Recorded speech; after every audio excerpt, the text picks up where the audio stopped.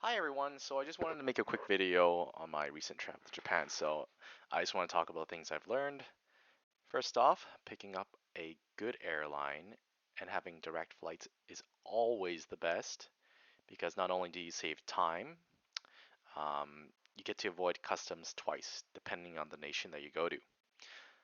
Try to book a hotel close to the subway or station because it's going to save you like so much time in travel, like from point A to point B. And if you have a big luggage, like you can just bring it to the subway station and you don't have to walk too far carrying it. There are multiple subway stations around hotels, so just try to pick one that's really close to a subway station. And the Narita airport is good, but it's far from the city center, so you want to choose Haneda for this if you're doing like something short or long even because Haneda is like literally inside the city, whereas Narita is literally outside. Um, Going through customs in 2023, what I learned was that you need to get their app. It's like Travel Japan app, and then once you get a blue clearance code, um, it'll say you're clear on it, and then you have to get a QR code for immigration and a QR code for customs. So basically, everything's done via mobile apps now. And then because like internet's going to be like when you first land, like the internet's not going to be that good, right? So, or you might not have it. You want to take a snapshot of what you have of the screen that you have on your app, so that when you go to the station, you just show it to them, and then they'll let you go through.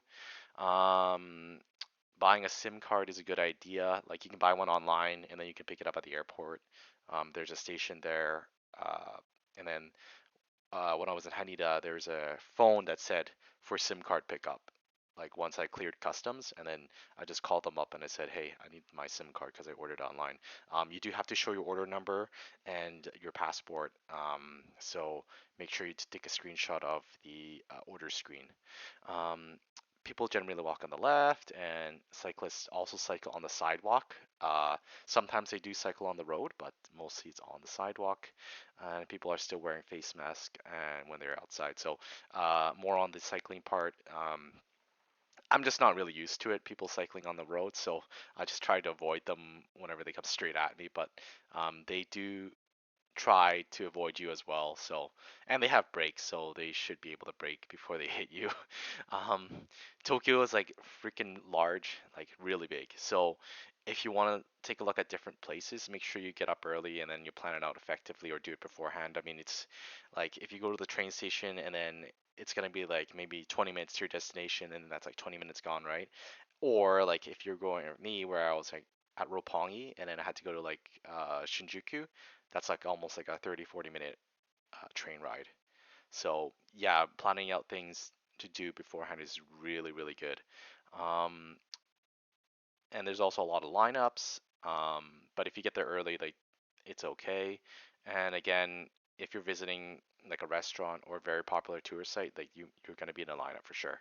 Even on like a weekday. I went on like a Monday and a Tuesday, and it's still packed. And then like there's some, it's like any society, there's a mix kind of rude and really nice people, but people generally keep them themselves, and then they don't show any like anger or emotion. On the subway, just try not to block the exits. Try to like move in a little bit or like stand, like not near an exit. Um, and then there's also like women only trains, so make sure that you when you're looking down, it'll say like women only, and then so if you're not a woman, don't get into those subway trains. Um, Mostly the rude people I've seen is like people that don't make way for you when you're walking, which is really weird because I thought people usually just make way, but yeah, sometimes like they'll be really hard-headed, and if they're going one way, they won't make any room at all. It's like you have to avoid them, and then okay, we'll do that then. Um, One instance of like something that really surprised me was that I was in a subway station, and basically a Japanese fellow, I was in the exit, or he was getting out, and we were at the change stop, right? So the doors were opening. I just got on.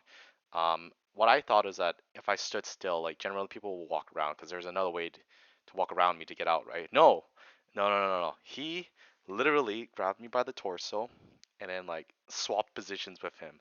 So he was going out, he pushed me more in. I mean, he didn't really like aggressively do it, but that really like surprised me that like he would touch me, like, cause that's like a no no in like Japanese culture. Like you never touch anyone, like no matter what instance, right? You're supposed to like walk around them, cause like I'm not even that big of a guy. I mean, he's like about the same height, is about the same weight too, but he still did that, which was like really surprising. But okay, so that's out of the ordinary, but people usually don't do that. People are supposed to, walk around you or just tell you to excuse me or say something in Japanese like sumimasen, just to move around you. But there we go. And then I found that people do look at you weirdly if you don't dress for the weather. I just wore a coat because I'm from like a colder nation, so I guess for them it's like really cold because they're wearing long coats and fur coats and um, basically like puffy jackets too. So I was just wearing like a plain jacket, like a raincoat.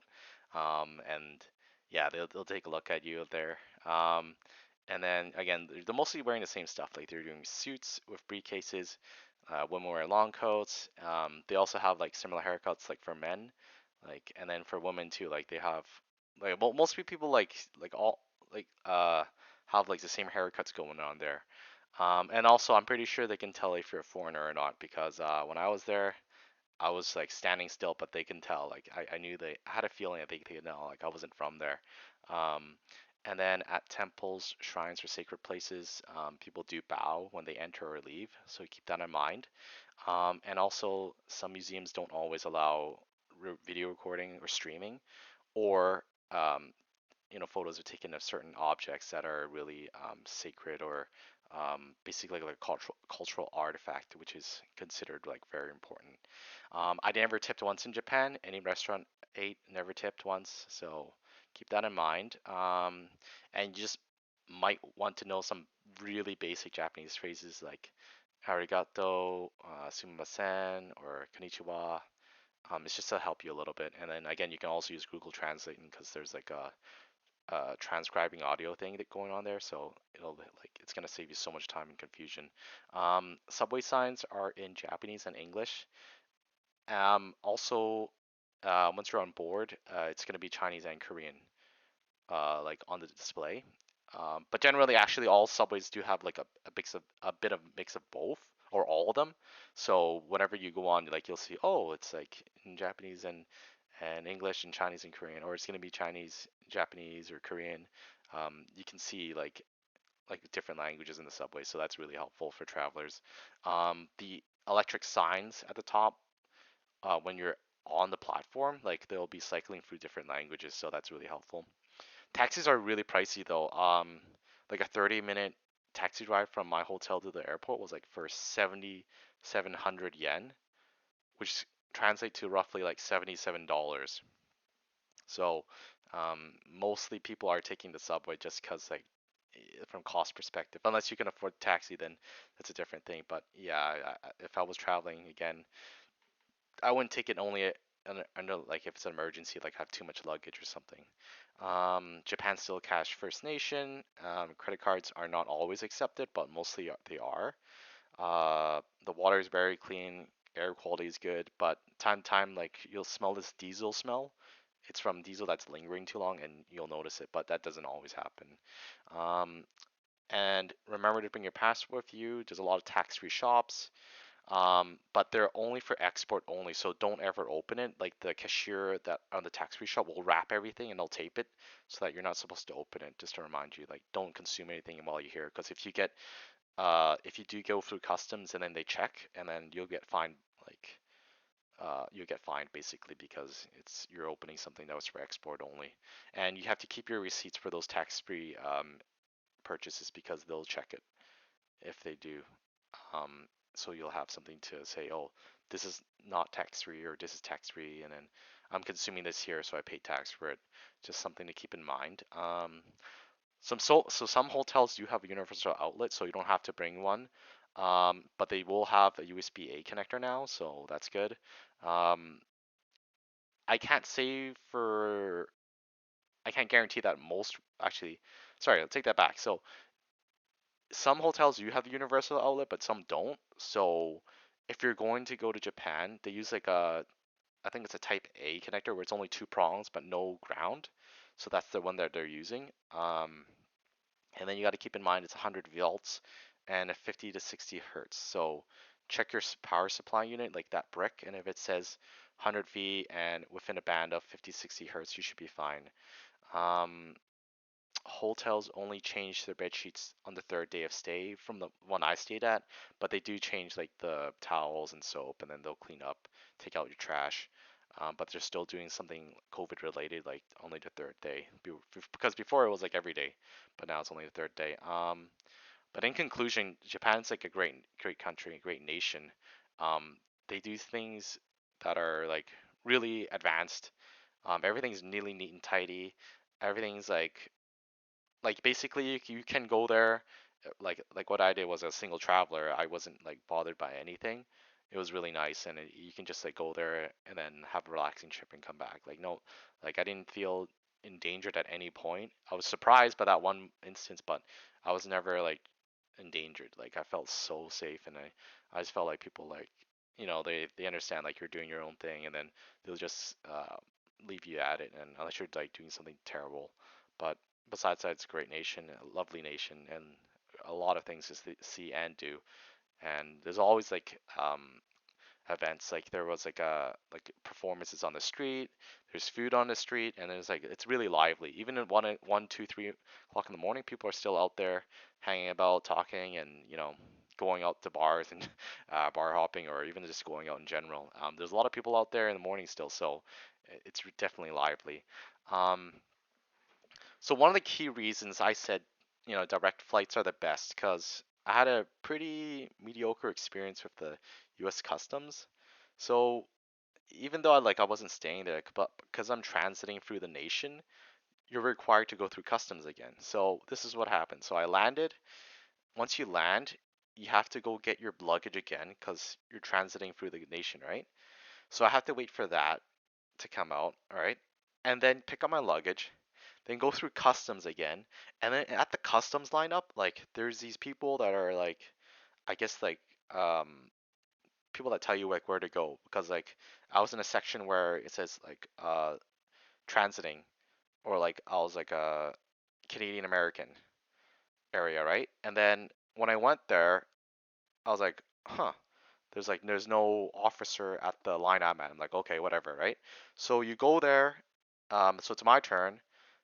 And then like there's no officer, so I'm like waiting at the lady to wave me down to go there, but none of them do. Like they're waving other lines, right? So I was like standing there waiting, waiting, waiting, and they'll at the end where I was like, okay, this guy's like he's nearest me, like he's got to let me go. No, he didn't do that. He gets another one, and then like I look at the lady, and then like then he when he finishes, he's just waiting there, right? And I'm looking at the lady, and then the lady's like, just go like that. And I was like, whoa, like you should tell me like where to go, like not just like yell. Like I don't even know, because I'm not gonna walk up to an officer without them being ready, because that's not how you do it. So terrible experience. And then after customs, like you go to basically like an airline that will take your stuff because you have to switch planes. So the guy like flags me down, like basically yells at me saying, hey, is this for transiting?" I said, yeah. And then he just grabs my stuff and throws it on the conveyor belt in front of me. I'm like, dude, really? And then after that, I'm like, fine, fine, okay, okay, okay, that's fine. I'm just gonna like put this in back in the head, keep going, because I just want to get out of here, right? Then we go through customs, like no, no, sorry, not customs, but like the security agents. And then I'm like, come on, man. Like, why do I need to do all this, right? Like, I'm just like literally transiting for your nation. I don't need to do all this stuff. Uh, but the guy that was like doing the security check was pretty nice. So yeah, but I remember, and then after that, it's just yeah, it's not a pleasant experience. So I don't really recommend it. I recommend direct flights. I don't know if any other countries do that besides the U.S. But it wasn't really enjoyable. Also, they charge you custom fees to pay for their airport and stuff. So keep that in mind. You're basically paying for this experience to be not really treated well, and you have to go through the customs just to go home. So this is why I'm recommending if you do a direct flight, you probably save more in the long term because you don't have to pay for their custom fees just to go through their nation, and basically you don't have to deal with the issues that I had to deal with or everyone else has to deal with, because I never knew that you had to go through customs again, even though like I'm just moving through your nation to like the airport, my airline. So I'm just basically like I'm not even staying in the U.S. So like I don't understand why they had to do that, but I never had any other country do that.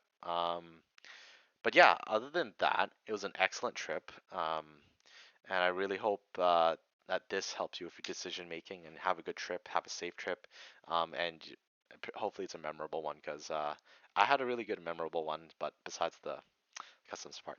So yeah, have a nice trip.